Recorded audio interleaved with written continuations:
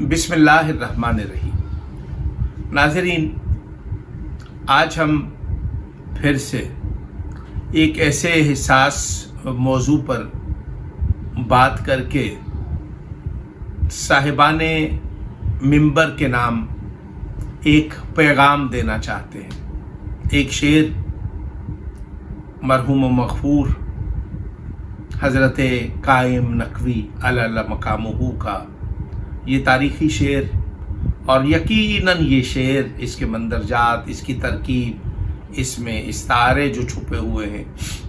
इसकी जो ज़मीन है, वो मैं ये समझता हूँ कि इस सदी में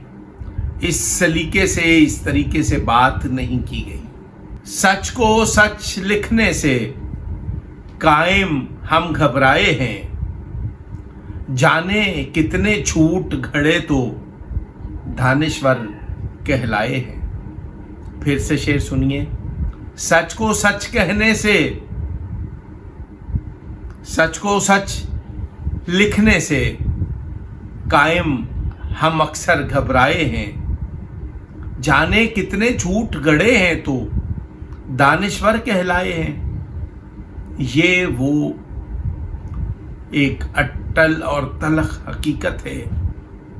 जो शायर ने इस शेर में बयान की, और आज मेरे और आपके गिरदो पेश जो मंजर आपको और मुझे नज़र आते हैं, वो भी इसी से हम आहंगी रखते हैं। आज मैं एक वो हकीकत आपके सामने बयान करना चाहता हूँ कि मारूफ जाकिर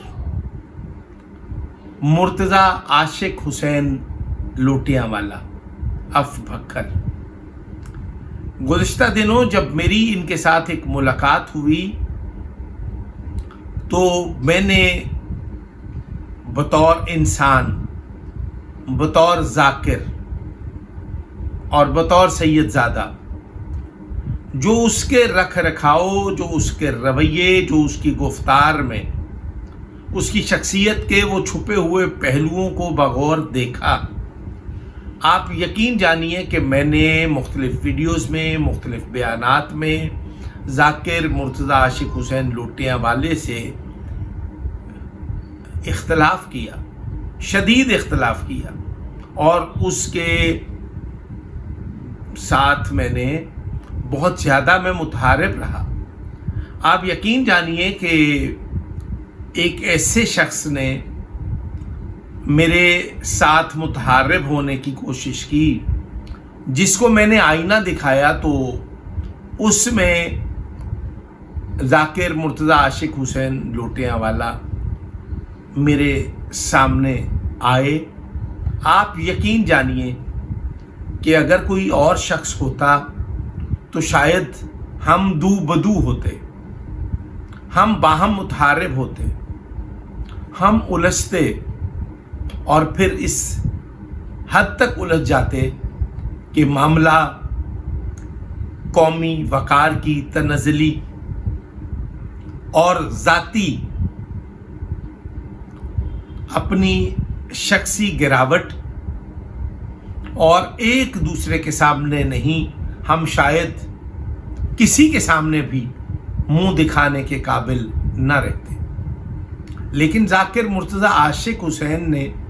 अपनी दानाई, तदब्बर और हिकमत के साथ मेरे साथ जो आला गुफ्तार और इखलाकी अक़दार का अमली मुज़ाहिरा किया, आप यकीन जानिए कि मेरे जैसा अक्खड़ मिजाज आदमी उसकी आला इखलाकी गुफ्तार के सामने बेबस हो गया। और फिर ये हुआ, उनका एक ही मुतालिबा था कि जाकिरीन के लिए आप नरम गोशा रखें, जाकिरीन की आप सरपरस्ती करें, जाकिरीन के साथ आप हुस्ने सलूक से पेश आएं। यकीनन मैं समझता हूँ कोई दर्द दिल रखने वाला जो शख्स है उसकी यही सोच होनी चाहिए, उसको इसी तरह से काम करना चाहिए, उसको یہی سوچ رکھنی چاہیے. اور میں یہ سمجھتا ہوں کہ جس وقار کے ساتھ ذاکر مرتضیٰ عاشق حسین لوٹیاں والا نے مجھ سے گفتگو کی اور پھر میں نے ان کو یہ کہا کہ آپ جو چاہیں آپ میری طرف سے، آپ یہ یقین رکھیں کہ میں آپ کے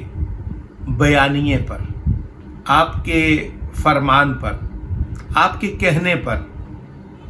میں آج کے بعد صاحبان منبر کے ساتھ نرم رویہ اختیار کروں گا،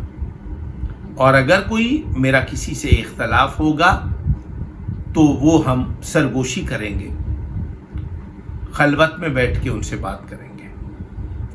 لیکن یہ وہ باتیں تھیں، یہ میری وہ بات تھی جب اگر کوئی میرے متعلق، میری قوم کے متعلق اگر کوئی ذاکر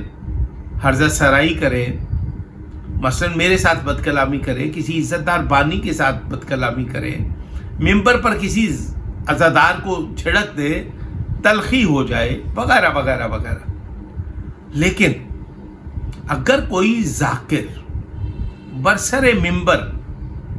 توہین اہل بیت کا، توہین معصومین کا مرتکب پایا جائے تو اس کے لیے کم از کم ہمیں یہ چاہیے کہ ہم صدائے احتجاج بلند کریں. ضابطہ، قاعدہ، قانون اس بات کی اجازت نہیں دیتا کہ آپ کسی معصوم کے ساتھ، کسی روحانی ہستی کے ساتھ، یعنی کہ کسی صحابی کے ساتھ، کسی اہل بیت کے خانوادے کے ساتھ، رسالت مآب کے ساتھ، کسی نبی، پیغمبر یا ولی کے لیے آپ برسر منبر توہین آمیز کلمات کہیں. ذاکر اقبال حسین شاہ بجاڑ والا نے جو مولا عباس اور بی بی ثانیہ زہرا سیدہ فاطمہ زہرا سلام اللہ علیہا کی شان میں جو گستاخی کی ہے، آپ یقین جانیے دل دہل گیا ہے، شرم آتی ہے. اور اقبال حسین شاہ بجاڑ والے کا یہ کہنا ہے کہ میں کیسٹ کا ذاکر نہیں ہوں، میں صاحب مطالعہ ہوں، میں اتنے برس تک مدارس میں رہا ہوں. ذاکر مرتضیٰ عاشق حسین لوٹیاں والا نے کہا کہ میں نے کئی صاحبان کمال سے استفادہ کیا، مثلا محمد عباس قمی علی مقامہ، یہ مدرسۃ الواعظین مظفر المدارس ایمپریس روڈ لاہور میں وائس پرنسپل تھے،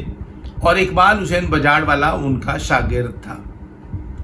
دیگر معاملات میں مجھے پتہ نہیں کہ وہ تھے یا نہیں تھے، البتہ اس بات کا اندازہ ہے کہ اقبال بجاڑ کا یہ دعویٰ ہے کہ میں مدرسۃ الواعظین میں مجالس کے لیے میں ابتدائی تعلیم وہاں سے حاصل کرتا رہا ہوں. لیکن اقبال بجاڑ کا جو برسر منبر طرز بیان ہے، اس سے کہیں بھی علم و حکمت سے متمسک رہنے کی مثال نہیں ملتی. انتہائی بد اخلاق، انتہائی چرب زبان، انتہائی مومنین کے ساتھ سخت رویہ اور بے اعتنائی، کسی سے مصافحہ کرنے کی خواہش رد کر دینا، کسی سے مصافحہ نہ کرنا، یہ وہ اخلاقی جرائم ہیں جس کی معاشرہ بھی اجازت نہیں دیتا اور اسلام بھی اجازت نہیں دیتا. اور سیرت معصومین میں یہ ہے کہ آپ کو، اگر آپ خطیب ہیں، واعظ ہیں، ذاکر ہیں، تو آپ کو سیرت معصومین پر عمل پیرا ہونا ہوگا. یہ وہ ساری چیزیں ہیں جو سوچ بچار کی ہیں. میں اقبال حسین بجاڑ والا کو متنبہ کرتا ہوں کہ وہ اپنے بیان پر معافی مانگے، قوم سے نہیں، معصومین سے. اور پھر اگر ان کے خلاف کوئی حسب ضابطہ کوئی کارروائی عمل میں آتی ہے، ان کے خلاف کوئی مقدمہ درج ہوتا ہے، تو اس کے بعد پھر عدالت کے رحم و کرم پر ہے کہ وہ کیا جزا سزا ان کو دیتے ہیں. میں اس وقت اقبال بجاڑ کو یہ ترغیب دوں گا کہ آپ کو چاہیے کہ آپ ذاکر مرتضیٰ عاشق حسین لوٹیاں والا سے درس اخلاق ضرور حاصل کریں. چونکہ میں ذاکر مرتضیٰ عاشق حسین لوٹیاں والا سے کئی موضوعات پر اختلاف رکھتا تھا، میں ان سے الجھتا رہا، برسر پیکار رہا، ان سے متحارب رہا، لیکن جب پہلی دفعہ میرا ان کے ساتھ آمنا سامنا ہوا تو اس نے جس عزت دار طریقے کے ساتھ وہ مجھ سے ہم کلام ہوا، جن اخلاقی اقدار کا اس نے عملی مظاہرہ کیا،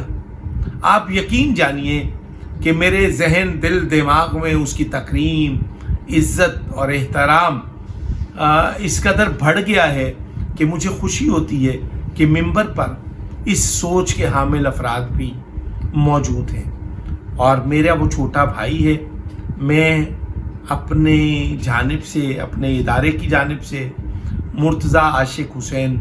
لوٹیاں والا کے جو مقاصد ہیں، جو عزائم ہیں، جو ان کی زندگی کی منشا ہے، میں اس کے معاون اور مددگار کی طرح اس کے ساتھ کھڑا ہوں۔ آپ یقین جانیے کہ ایسے لوگ بڑے کم ہوتے ہیں۔ مجھے نہیں اندازہ کہ میں نے ان سے ایک مجلس اعضاء کے عنوان سے بات کی کہ میں 1 2 3 میرے پروگرام ہوتے ہیں، تو انہوں نے کہا میں بانی کی حیثیت سے وہاں پر موجود ہوں گا۔ آپ یقین جانیے کہ میں اور میرے جیسے کئی عزادار مرتضیٰ عاشق حسین لوٹیاں والا کے اس رویے پر ہم فخر کرتے ہیں، اس کو سلام پیش کرتے ہیں، اس کے ساتھ یکجہتی کرتے ہیں اور ہم اس کے ہم رکاب کھڑے ہیں۔